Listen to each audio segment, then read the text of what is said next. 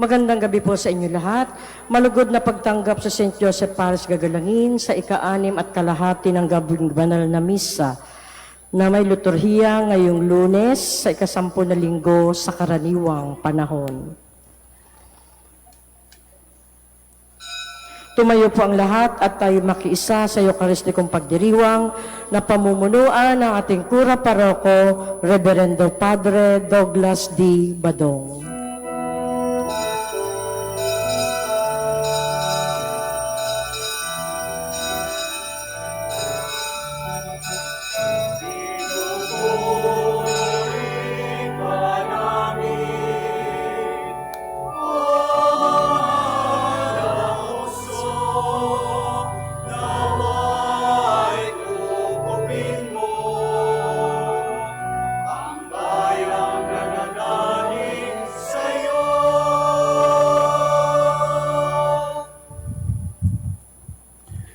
Sa ngalan ng Ama at ng Anak at ng Espiritu Santo. Amen. Ang pagpapala ng ating Panginoong Hesukristo, ang pag-ibig ng Diyos Ama, at ang makikipagkaisa ng Espiritu Santo naway sumainyong lahat. At sumaiyo rin.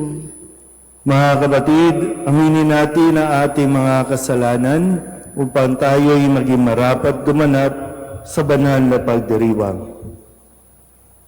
Inaamin ko Sa makapangyarihang Diyos at sa inyo mga kapatid, na lubha ako nagkasala sa isip, sa salita at sa gawa, at sa aking pagkukulang. Kaya isinasamo ko sa mahal na Birhen Maria, sa lahat ng mga anghel at mga banal, at sa inyo mga kapatid, na ako'y panalangin sa Panginoong ating Diyos. Kawaan tayo ng makapangyarihang Diyos, patawarin tayo sa ating mga kasalanan, at patnubayan tayo sa buhay na walang hanggan. Amen. Panginoon, kaawaan mo kami. Panginoon, kaawaan mo kami. Kristo, kaawaan mo kami. Kristo, kaawaan mo kami. Panginoon, kaawaan mo kami. Panginoon, kaawaan mo kami. Manalangin tayo. Ama naming makapangyarihan, sa iyo nagmumula ang tanang kabutihan.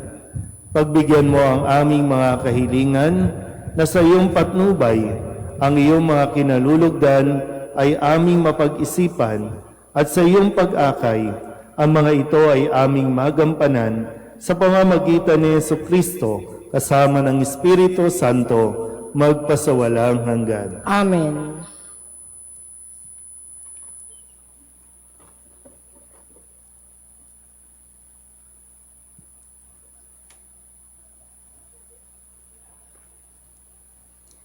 Pagbasa mula sa unang aklat ng mga hari. Noong mga araw na iyon, nagsalita kay Acab si Elias na taga-Tesbi. Isinusumpa ko sa ngalan ng Panginoon, ang Diyos ng Israel na pinaglilingkuran ko, hindi uulan ni hindi man lamang magkakahamog sa mga darating na taon hanggang hindi ko sinasabi. Pagkatapos, sinabi ng Panginoon kay Elias, umalis ka rito at magtago ka sa batis ng Karit, sa silangan ng Hordan. Makaiinom ka ng tubig sa batis at may inutusan akong mga uwak na maghahatid sa iyo ng pagkain. Gayon nga ang ginawa niya. Lumakad siya at nanirahan sa may batis ng Karit, sa silangan ng Hordan. Umaga't hapon may mga uwak na nagdadala sa kanya ng pagkain. Sa batis naman siya umiinom. Ang salita ng Diyos. Salamat sa Diyos. Sa pangalan ng may kapal, tayo ay tinutulungan. Sa pangalan ng may kapal, tayo ay tinutulungan. Sa gawin ng bundok, tumitingin ako saan manggagaling ang aking saklolo. Ang hangad kong tulong sa Diyos magmumula, sa Diyos na lumikha ng langit at lupa. Sa pangalan ng may kapal, tayo ay tinutulungan. Huwag sana akong bayaang mabuwal, handang lagi siya sa pagsasanggalang, ang tagapagtanggol ng bayang Israel, hindi natutulog at palaging gising. Sa pangalan ng may kapal, tayo ay tinutulungan. Ang Diyos na Panginoon, siyang magbabantay, laging nasa piling upang magsanggalang.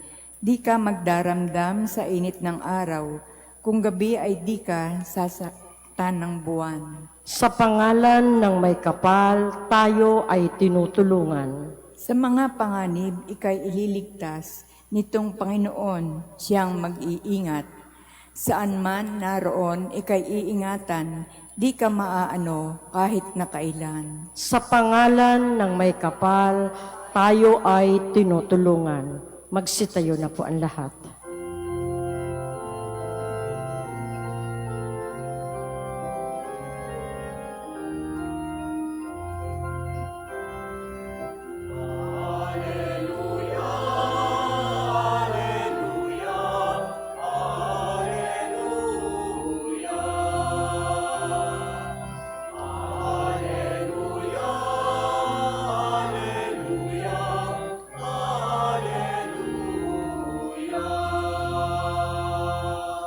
Magdiwang kayo't magsaya, sa langit ay liligaya, gagantimpalaan tuwina.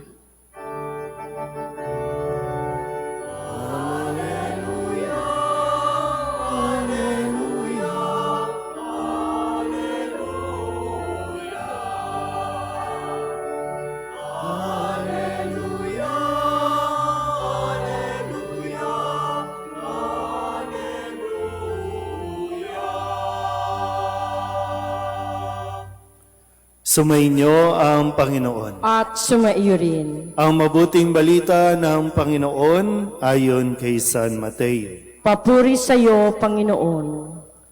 Noong panahong iyon, nang makita ni Jesus ang napakakapal na tao, umahon siya sa bundok. Pagkaupo niya'y lumapit ang kanyang mga alagad at sila'y tinuruan niya ng ganito.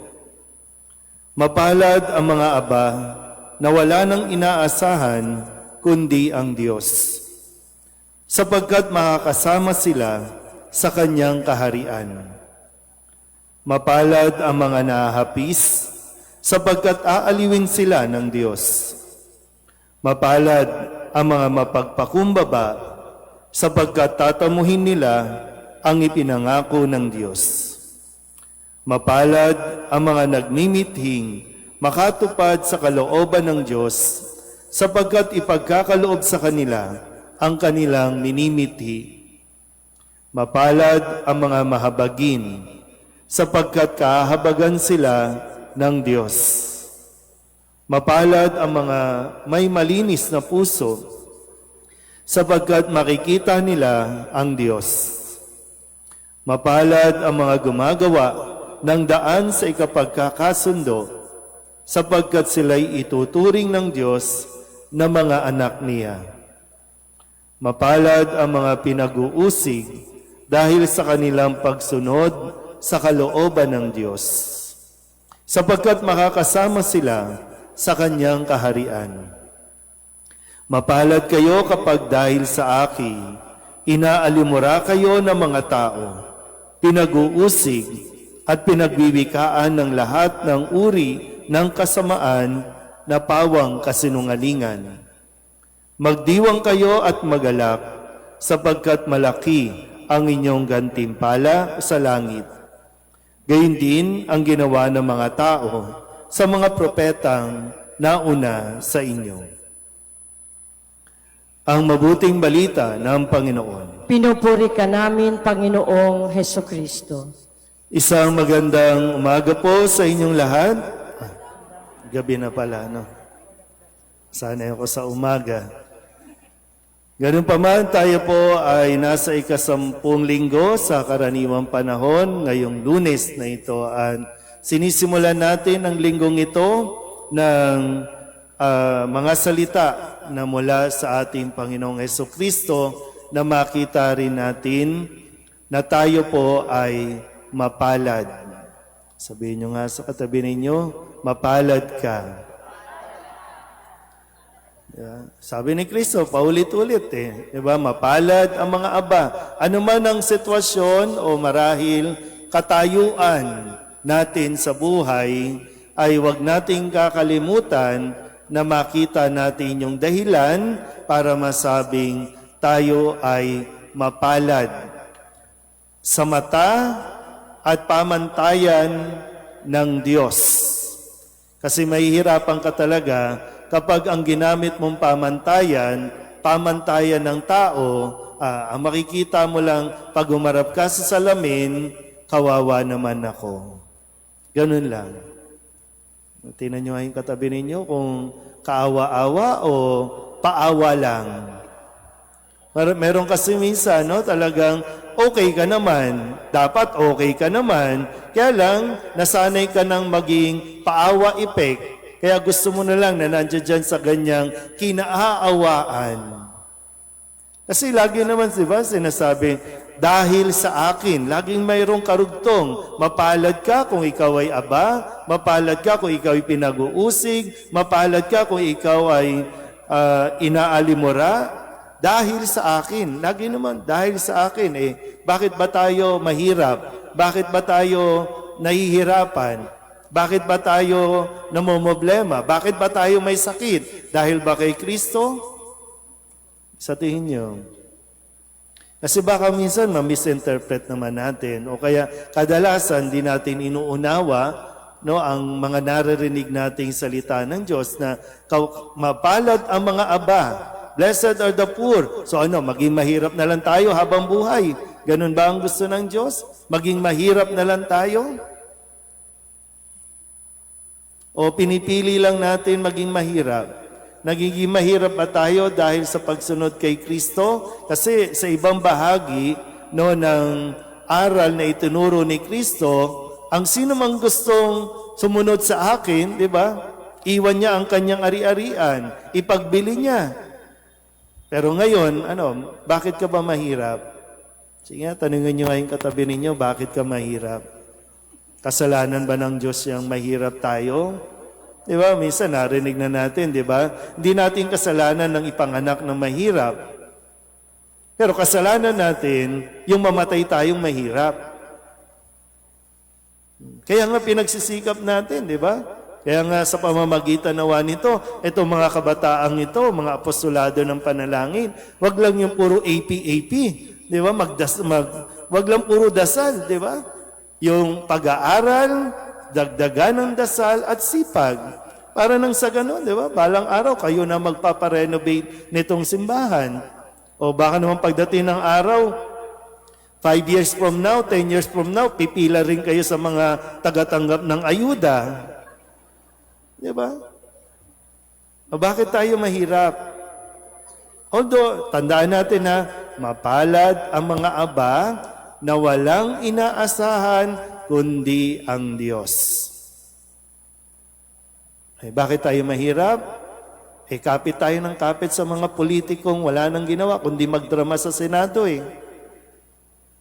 Pagdating na naman ng eleksyon, kala nyo kung makasamba kayo sa kanila, sila ang savior.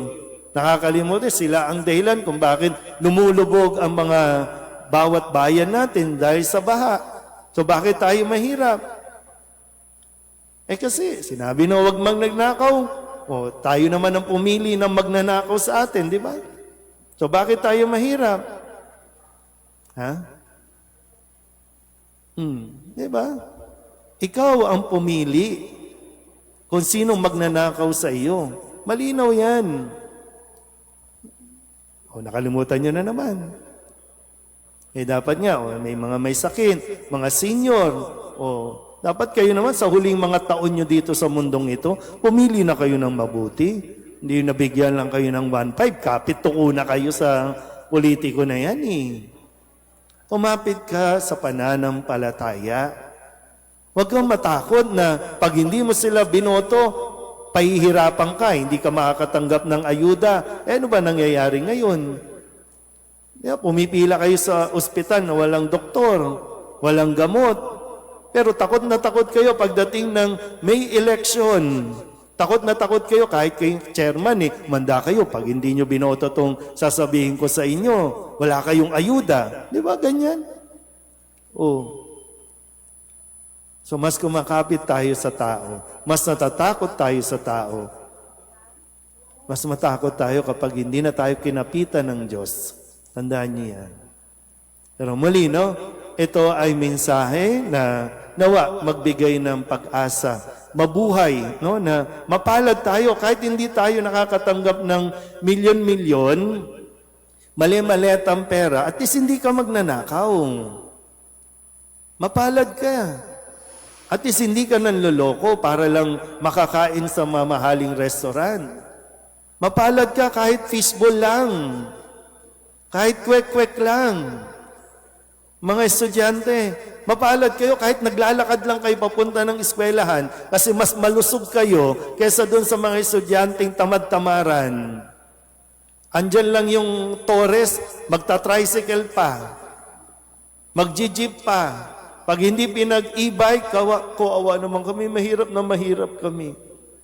Tandaan nyo, wala nang mahirap ngayon. Kasi kahit yung mga pulubi sa paligid, pag dumaan ka dyan, naka-cellphone at nanonood ng Netflix. Yeah. Napapansin nyo? Di ba dati talaga, pag mahirap ka, di ba? Walang telepono ang bahay nyo, mahirap kayo. Ngayon, ano ba naman, kahit vendor o tabi-tabi po, no? Hindi man sa ano. Sa ano lang po, no? Mapapansin lang natin. Kahit maya-maya, kakatok sa salamin, di ba? Manghihingi. Pag natapos na, uupo, labas ng cellphone. Subukan nyo dyan sa Rojas Boulevard. Sino iti-text? Yung mga nasa probinsya. Yan, nakakota na ako. Sandali lang, hanap ako ng Cebuana. Papadala ko dyan. Tapos makatingin tayo sa sarili, parang awang-awa tayo, aping-api tayo. Higit na mayroon ka. Kung titinan mo lang yung mga bagay na mayroon ka, kaysa yung titinan mo yung mga bagay na mayroon yung iba, ay talagang, ay, kawawa ka naman. Ganun ang mangyayari. Nakakakain pa kayo, ha? Arte-arte nyo pa nga, di ba? Yeah. So, sana po, no? Pag nilayo natin ang mabuti, kasi ang Diyos, kahit kailan, hindi naman nagpapabaya. Generous ng Diyos sa pagbibigay ng biyaya. Tingnan mo lang, imulat mo lang yung mga mata mo bago ka magreklamo na mahirap ka o kawawa ka naman. Amen?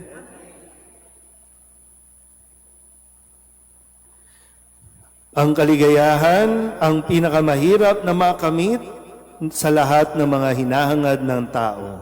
Manalangin tayo ngayon sa Diyos Ama para sa malalim na kapayapaang nagmumula sa ating buong pusong pagsandig sa Kanya. Ang ating pong itutugon, Ama ng biyaya, maging gantimpala ka namin. Ama ng biyaya, maging gantimpala ka namin. Ang mga pinuno ng simbahan naway magkaroon ng tapang at lakas na ipahayag ang mabuting balita na siyang sagisag ng kasalungatan sa daigdig. Manalangin tayo sa Panginoon. Ama ng biyaya, maging gantimpala ka namin. Yaong mga nahaharap sa mga pag-uusig dahil sa kanilang pagsaksi sa Ebanghelyo, naway makaranas ng kaginhawahan dulot ng presensya ni Kristo sa gitna ng kanilang paghihirap. Manalangin tayo sa Panginoon. Ama ng biyaya, maging gantimpala ka namin. At tinawang isa puso ang turong mapapalad upang maging banal at masaya tayo sa pagtatatag ng kaharian ng Diyos dito sa lupa. Manalangin tayo sa Panginoon. Ama ng biyaya, maging gantimpala ka namin. Ang mga may sakit at ang mga tumatangi sa pagpanaw ng kanilang mahal sa buhay, naway palakasin at hilumin sa kanilang kalungkutan at sakit. Manalangin tayo sa Panginoon. Ama ng biyaya, maging gantimpala ka namin. Upang mamayani ang kapayapaan sa gitnang silangan at sa buong mundo, at ipag-adyanawa ang sangkatawan sa karahasan, kasakiman at pang-aabuso ng kapangyarihan na nagdudulot ng paghihirap at kamatayan sa marami. Manalangin tayo sa Panginoon. Ama ng biyaya, maging gantimpala ka namin. Upang ang lahat ng mga nagdurusa dahil sa kalukpitan ng digmaan ay daglian ng makaranas ng kapayapaan at mabuhay ng may kapanatagan at kalayaan. Manalangin tayo sa Panginoon. Ama ng biyaya, maging gantimpala ka namin. Ang mga yumao, naway magkamit ng kaligayahan at kapayapaan ng makalangit na kaharian. Manalangin tayo sa Panginoon. Ama ng biyaya, maging gantimpala ka namin. Idulog din natin sa Panginoon ang ating mga personal na kahilingan at mga panalangin para sa ating mga pamilya, kasama din ang mga kahilingan ng mga nanonood sa online. Lahat ng mga misang pasasalamat, special na intensyon, agarang paggaling ng mga may sakit, at ang lahat ng mga kaluluwa na iniling na ipagdasal sa misang ito. Ang lahat ng ito ay inihiling namin sa ngalan ni Kristong aming Panginoon. Amen.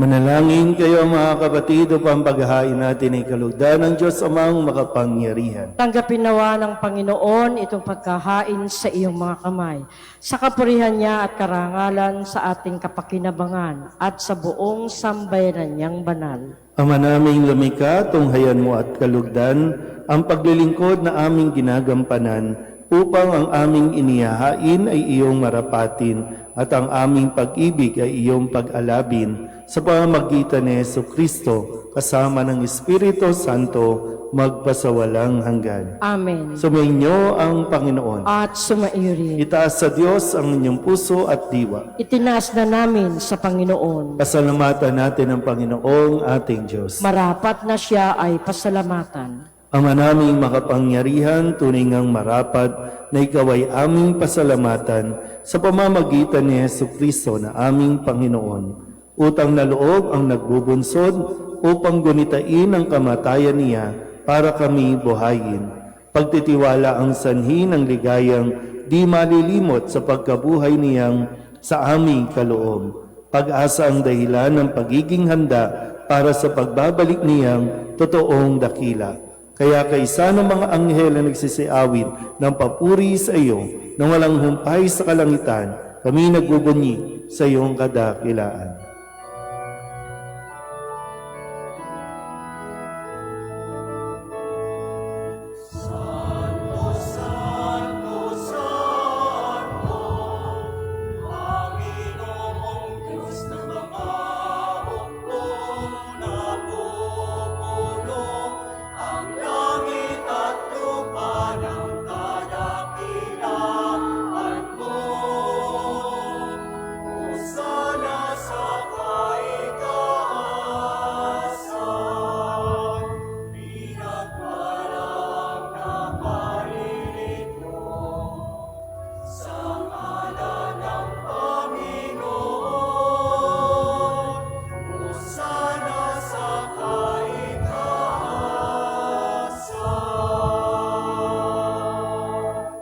Ama naming banal, ikaw ang bukal ng tanang kabanalan.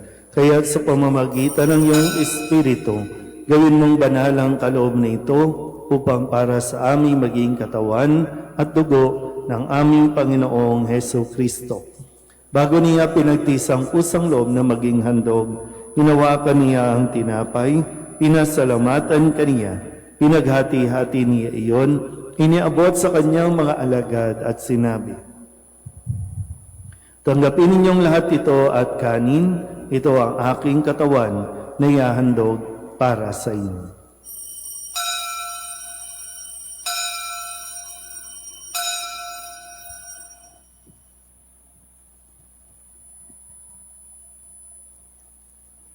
Gayun din naman nang matapos ang hapunan, hinawakan niya ang kalis, muli kaniyang pinasalamatan, iniabot niya ang kalis sa kanyang mga alagad at sinabi, "Tanggapin ninyong lahat ito at inumin. Ito ang kalis ng aking dugo, ng bago at walang hanggang tipan, ang aking dugo na ibubuhos para sa inyo at para sa lahat, sa ikapagpapatawad ng mga kasalanan. Gawin ninyo ito sa pag-alaala sa akin."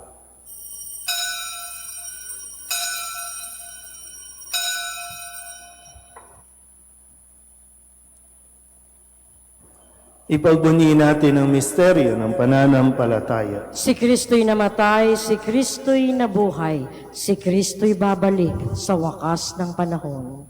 Ama, ginagawa namin ngayon ang pag-alaala sa pagkamatay at muling pagkabuhay ng iyong anak. Kaya tiniaalay namin sa iyo ang tinapay na nagbibigay buhay at ang kalis na nagkakaloom ng kaligtasan. Kami napapasalamat dahil kami iyong minarapat na tumayo sa harap mo para maglingkod sa iyo. Isinasamo namin kami magsasalo-salo sa katawan at dugo ni Kristo ay mabuklod sa pagkakaisa sa pamamagitan ng Espiritu Santo. Ama, lingapin mo ang iyong simbahang laganap sa buong daigdig. Puspusin mo kami sa pag-ibig kaysa ni Leon na aming Papa at ni Jose na aming Obispo at ng Tanang Kaparian. Alalahanin mo rin ang mga kapatid naming nahinlay na may pag-asang sila'y muling mabubuhay, gayon din ang lahat ng mga pumanaw. Kawaan mo sila at patuloyin sa iyong kaliwanagan. Kawaan mo at pagindapating kaming lahat na makasalo sa iyong buhay na walang wakas. Kaysa ng mahal na Birheng Maria na Ina ng Diyos, ng kabiyak ng puso niyang si San Jose. Kaysa ng mga apostol at ng lahat ng mga banal na namuhay dito sa daigdig ng kalugod-lugod sa iyo, may pagdiwang nawa namin ang papupuri sa ikararangal mo sa pamamagitan ng iyong anak na aming Panginoong Heso Kristo. Sa pamamagitan ni Kristo, kasama niya at sa Kanya, ang lahat ng parangal at papuri ay sa iyo, Diyos amang makapangyarihan, kasama ng Espiritu Santo, magpasawalang hanggan.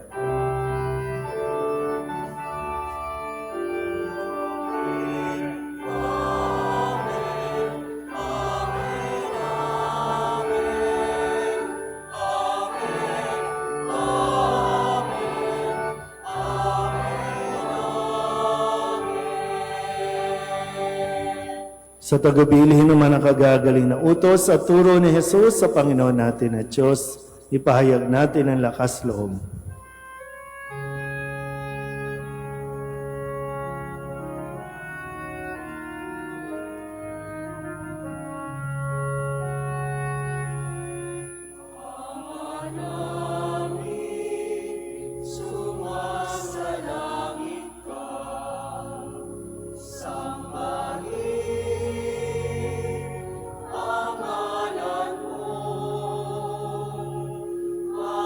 Sa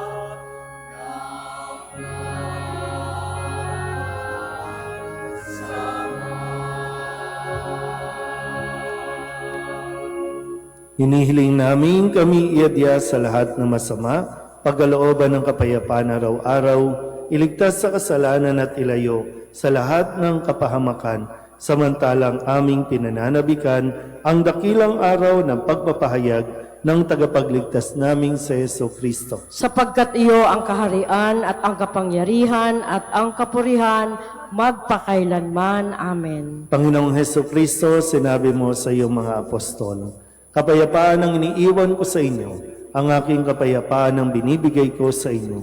Tunghayan mo ang aming pananampalataya at huwag ang aming mga pagkakasala. Pagkalooban mo kami ng kapayapaan at pagkakaisa ayon sa iyong kalooban kasama ng Espiritu Santo magpasawalang hanggan. Amen. Ang kapayapaan ng Panginoon ay laging sumainyo. At sumaiyo rin. Mabigayan tayo ng kapayapaan sa isa't isa. Kordero ng Diyos na nag-aalis ng mga kasalanan ng sanlibutan, maawa ka sa amin.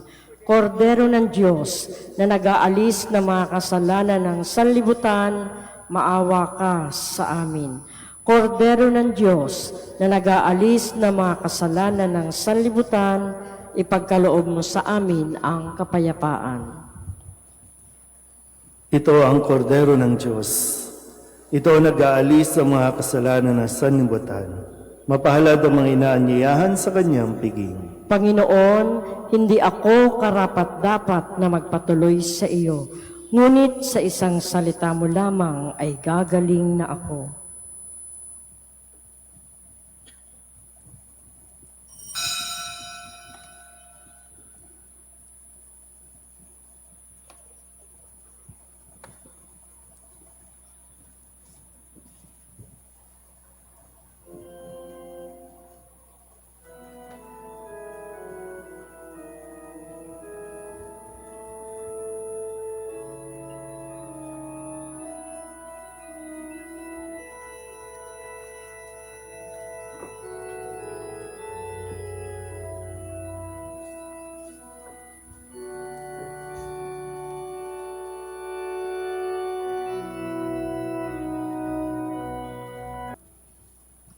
Magsiluhod po ang lahat para sa panalangin kay San Jose. Abang tagapangalaga ng tagapagligtas, kabiyak na puso ng mahal na Birheng Maria, sa iyo pinagkatiwala ng Diyos ang kaisa-isa niyang anak. Sa iyo nagtiwala si Maria. Sa piling mo si Kristo'y naging tao. Maging ama ka rin sa amin, pinagpalang Jose, at gabayan mo kami sa landas ng buhay. Ihingi mo kami ng biyaya, awa at tapang, at ipagtanggol kami sa lahat ng masama. Amen. Magsitayo na po ang lahat. Manalangin tayo. Ama naming mapagmahal, ang pagganap sa iyong pagbibigay kagalingan ay pumawi nawa sa aming mga nagawang pagsuway at magdulot nawa ng iyong mga kinalulugdan sa pamamagitan ni Jesucristo kasama ng Espiritu Santo magpasawalang hanggan. Amen. Sumainyo ang Panginoon. At sumaiyo rin. At pagpalain kayo ng makapangyarihang Diyos, Ama at Anak, at Espiritu Santo. Amen. Tapos sa banal na misa, humayo tayo sa kapayapaan ni Kristo. Salamat sa Diyos. Magandang gabi po.